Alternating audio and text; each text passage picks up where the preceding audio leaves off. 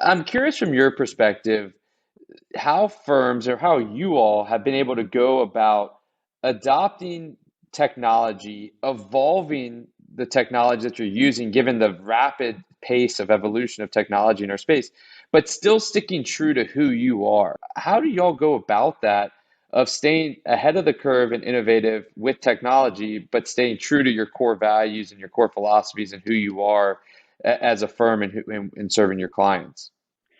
Yeah, so I'll say there's some luxuries of being larger as a firm, and probably one of those is the fact that we have invested in people to be in roles that not every firm has.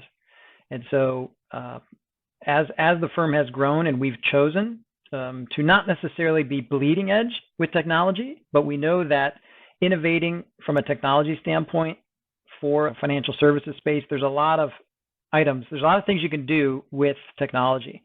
And so we've chosen to invest in roles that can focus on finding. Trevor's role, he's got his eye on technology. He has his ear to the ground, you could say, in terms of connections, relationships that he's built over the years, constantly talking with folks that are at different firms, at the custodians, at some of the fintech startups, at conferences, right? He's communicating on a regular basis with many different communities, you could say, finding out what's out there, right? Getting a pulse on what's coming down the line, and then trying to evaluate whether it's a good fit for our firm or not. Like I said earlier, there's no shortage of ideas of what maybe advisors want or where our firm would see us potentially investing in. So we constantly have an enhancement list of, do we have a tool that can be enhanced to allow us some capability that we don't have today?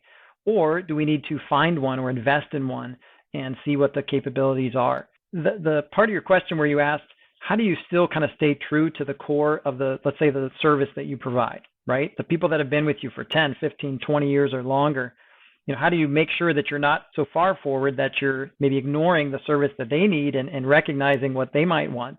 And I'd say the way that we do that is certainly anything new is going to be highly tested, right? With maybe a small beta group and maybe even a new office or maybe somebody that has experience in this area. But we also have invested in a training role. So we have somebody on our tech team we call a digital skills specialist. And that role, I believe, is unique to the industry, right? You don't see a lot of that. Usually that's tacked on to somebody else's role. They're the COO, so let's put them in charge of training everybody. Not always the best idea, because you realize if somebody doesn't have a lot of time to train, then you could argue the quality of your training is going to suffer. If you invest in somebody to have a majority maybe of their role focused on the training aspect, you'd be able to really dedicate resources towards how all of your people are going to use the technology that you've put into place. I think that has a huge impact on our ability to find new technology, roll it out, and not lose anything from what we had before, but if anything, just add to it.